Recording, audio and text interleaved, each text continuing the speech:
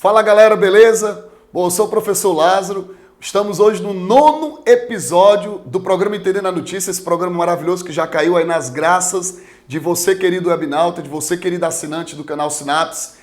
Hoje eu, de uma forma muito especial, quero começar agradecendo a turma lá de Sobral, do Colégio Luciano Feijó, a turma UFC Manhã, que além de ter me proporcionado uma festa linda de aniversário, me presenteou com essa camisa do canal Sinapse. Eu disse para vocês que iria gravar um programa Entendendo a Notícia com a blusa. Estou cumprindo com a promessa, tá certo? E fica aqui realmente, mais uma vez, minha gratidão por vocês estarem acompanhando, compartilhando, falando do nosso canal e principalmente assistindo os nossos vídeos.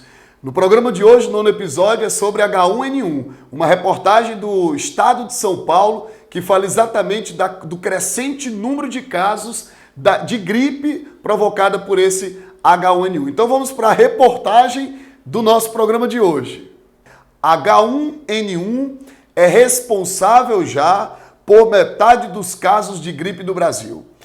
Então uma reportagem importante porque ela tanto é útil para você que busca entender melhor o que é uma gripe, como também para você que está se preparando para o vestibular e sabe que a temática programa de saúde, que a temática parasitoses, acaba sendo muito abordadas nas provas. Então observe o seguinte, o que ele diz nessa reportagem?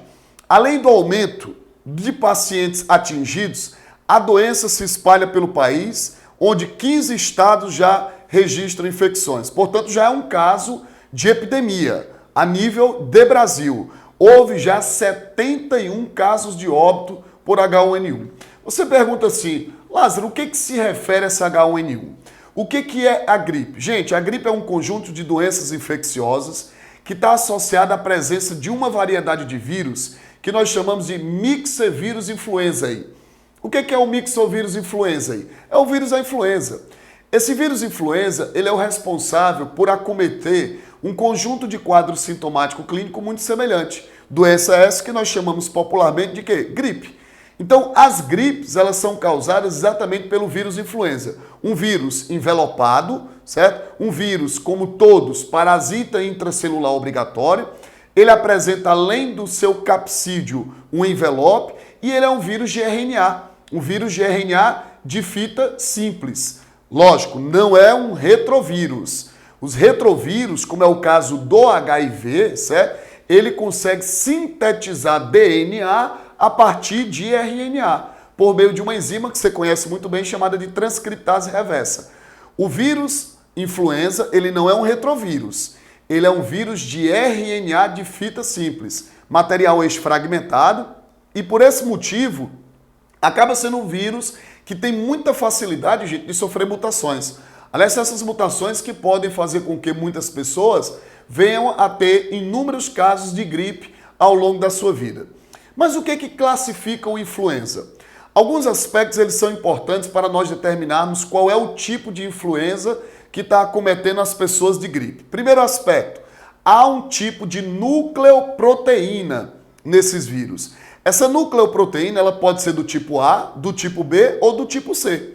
Então, primeira classificação dos vírus influenza é quanto a esse tipo de nucleoproteína, que pode ser A, B e C. Neste caso, as que acometem as populações humanas são os influenzas do tipo A e os influenzas do tipo B.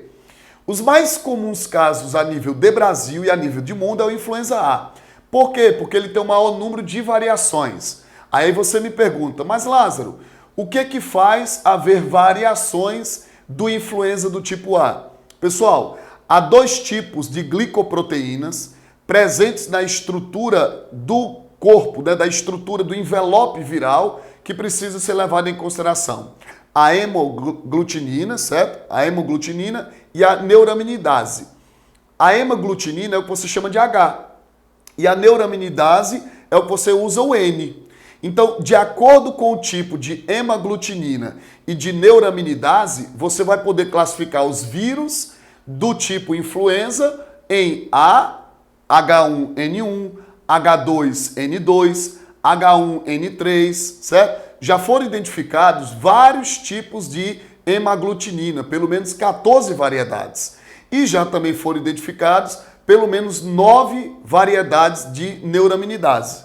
Então você pode ter o vírus influenza do tipo H1N3, H2N2, H3N2 e essas variações, repito, são variações com relação às glicoproteínas externas. Aí disse assim, o que isso influencia? Isso influencia exatamente em como o vírus vai conseguir sofrer a dissorção, sofrer adesão às células a qual ele parasita.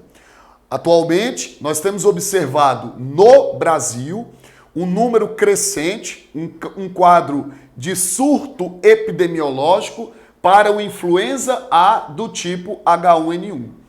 Os sintomas, gente, desse tipo de gripe, né, são praticamente sintomas semelhantes a muitas outras viroses, como febre no corpo, dor, certo? Coriza, né? Então, esses sintomas são muito similares.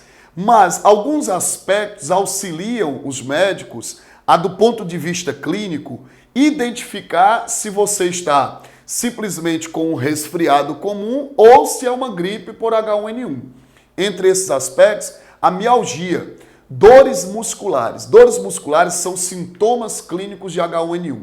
E onde é que se enquadra a maior preocupação que nós podemos ter em relação à epidemiologia desse vírus? Gente, a preocupação está com pessoas idosas, porque se verifica que nestes casos as manifestações clínicas elas são mais agudas, podendo desenvolver a síndrome aguda respiratória, em casos mais sérios, com a pneumonia viral, que é o que muitas vezes pode ser a responsável pelo acometimento de morte nas pessoas infectadas por esse tipo de vírus. E como é que se dá o modo de infecção? Onde é que se deve estar a preocupação, né, a prevenção de toda a população com relação ao H1N1 ou com relação ao influenza de outras variações? Esse vírus, ele é um vírus que ele parasita o epitélio, as células colunares do epitélio de revestimento das vias respiratórias. Então, facilmente, pessoal, ela se agrupa à coriza, facilmente ele se agrupa às secreções respiratórias. Então, como o vírus presente nas células do epitélio mucociliar da estrutura da via respiratória, quando uma pessoa espirra, quando uma pessoa fala, quando uma pessoa tosse, ela acaba o quê? Passando esse vírus e se dando um número muito significativo de casos por conta desse modo de transmissão ser tão simples. Então, qual devem ser os cuidados da população? Nos períodos de chuva, nos períodos em que se tornam mais comuns, né, e mais numerosos os casos, a população deve se preocupar em evitar contatos com pessoas que têm sintomas que podem ser da gripe, lavar sempre bem as mãos, né, evitar locais onde existe um grande número de pessoas, porque isso tendenciosamente aumenta os riscos de você ter contato com o vírus no ar, né, na atmosfera. E hoje os modos preventivos mais eficazes são as vacinas. O que vai determinar, pessoal, a eficácia, né, de uma determinada vacina, seja para a gripe suína como essa está sendo chamada, né, por conta de que o animal que é reservatório desse tipo de influenza, ele acaba também auxiliando a Organização Mundial de Saúde e as pessoas ligadas e os médicos associados a esse tipo de prevenção a determinar se ela é uma gripe suína, às vezes o local onde foi diagnosticado os primeiros casos. Isso, hoje nós podemos afirmar que a forma mais eficaz de prevenção é a vacina. As vacinas, elas podem ter duas modalidades. A mais comumente no Brasil aplicada é a vacina da estrutura inativada, né, das nucleoproteínas e também das glicoproteínas. Então, quando você recebe uma vacina inativada, como é que foi feita a técnica de produção dela? A utilização de substâncias anfipáticas permitem você degradar o envelope viral e utilizar somente os componentes que ele tem, exatamente a hemaglutinina e a neuraminidase que o vírus tem. Você coloca no seu corpo em contato com essa substância, sem ser em contato com o vírus, você dispara uma resposta imunológica primária e constrói exatamente a memória imunológica. Então, o intuito da vacina é preventivo, é profilático, é criar em você memória imunológica para caso você entre em contato com o vírus em condições normais, você já conseguir responder. Hoje, no Brasil, A H1N1 é um tipo de vacina que está mais associada, né, e outras variações para os idosos, porque é um grupo de risco. É um grupo de risco a desenvolver a síndrome respiratória aguda. Né? Por esse motivo, eles são as principais pessoas que devem participar do programa, né, de vacinação do governo federal. Mas nós sabemos que essa vacina também pode ser administrada em laboratórios particulares. Você pode optar em tomar H1N1, né, e outras vacinas para a influenza nesses laboratórios também particulares, ok? Então, hoje o método mais... Por isso que às vezes o que ocorre? Em determinados locais e estados brasileiros, havia uma programação para se dar essa vacinação. No entanto, quando há um surto de crescente número de casos, o que a Secretaria de Saúde do Estado ela pode decidir? Ela pode antecipar essa vacinação. Então isso é uma medida, inclusive, para proteger a população de casos mais numerosos. Mas, repito, os sintomas geralmente, quando acometem uma pessoa saudável, são sintomas de rinofaringite, né, coriza, dor no corpo, febre, mas que você tende a se recuperar após acabar o ciclo e o seu organismo debelar essa infecção viral que acontece em torno de 1 a 2 semanas. Preocupante seriam os idosos e os pacientes com doenças crônicas, porque eles podem sofrer das manifestações clínicas mais sérias. Aí você diz, professor, mas Lázaro, esse assunto é um assunto importante? É um assunto que cai em vestibulares? Gente, todo tipo de epidemia, de pandemia, de doenças causadas por vírus, por bactérias, por vermes, elas entram dentro das medidas preventivas e de que a população ela tem necessidade de ter conhecimento. E você como estudante também. Por isso que isso está em vários tipos de provas. Eu trouxe uma questão para que você possa entender como em vários tipos de vestibulares, sejam vestibulares como o Exame Nacional do Ensino Médio ou até de outras universidades, como é o caso da UP, da Universidade de Pernambuco, do vestibular de 2013. Se você pegar o caderno do segundo dia do vestibular da UP de 2013, houve uma questão, que foi a questão de número 17, está na página 7 desse caderno de questões, que diz assim, ó, observe a charge. Aí ele traz uma charge, onde existe o Aedes, né, o mosquito da dengue, olhando para um porco, né, olhando para um suíno e dizendo assim, pare aí mesmo, este país já tem dono. Isso numa relação aí entre o crescente número de casos que nós temos de dengue e também o crescente número de casos que nós temos de gripe suína H1N1. Aí o comando da questão diz assim, em relação às doenças apontadas na charge, é correto afirmar que... Está falando de quê, gente? Dengue, né, que é uma doença onde você tem característica de arbovirose. Por que arbovirose? Porque o vírus da dengue, ele para chegar até a você, ele necessita de quê? De um mosquito, de um artrópode. Então ela é classificada como arbovirose. No caso do influenza A, né, da gripe suína, não, você não tem esse vetor.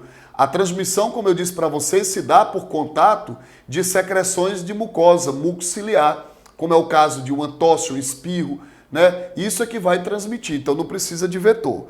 Olha as questões, o item A diz, a dengue, doença respiratória aguda.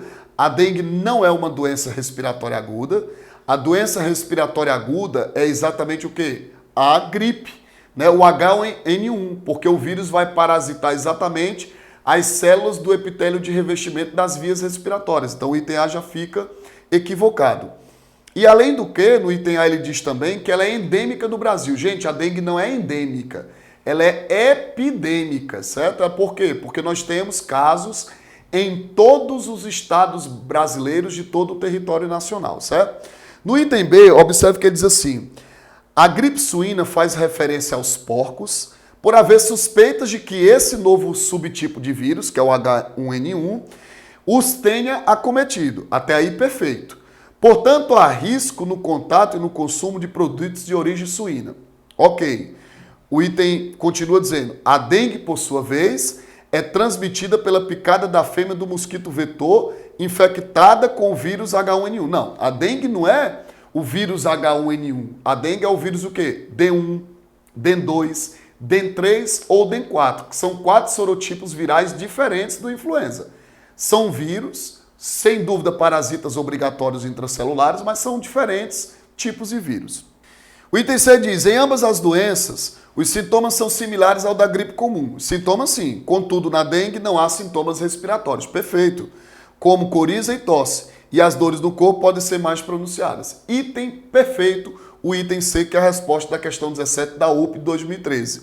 Ou o item D, em locais onde ocorre dengue, não há como haver gripe suína. Não tem relação nenhuma, porque são vírus que acometem inclusive áreas diferentes do nosso corpo. E no item E, para evitar ambas as doenças, deve-se lavar bem as mãos com água e sabão, não compartilhar objetos de uso pessoal e cobrir a boca e o nariz com lenço descartável. Isso aí são sintomas de prevenção para o influenza A, para o H1N1, não para a dengue. A dengue você deve combater o vetor, evitar o acúmulo de água, sintomas que, medidas preventivas que nós já mencionamos a importância. Beleza? Então, fica ligado aí no H1N1, cuidado, principalmente na época em que se tem chuvas e principalmente no contato com pessoas que possam estar contaminadas, né? Então evite locais de grande aglomeração de pessoas nesse período, tá certo?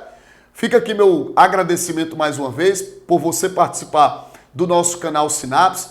Compartilha com os teus amigos, tem acesso às nossas redes sociais que ficam sempre disponíveis para a gente comunicar a você quando novos vídeos forem disponibilizados. E mais uma vez, fica o meu fortíssimo abraço e até o próximo programa Entendendo a Notícia. Valeu, galera!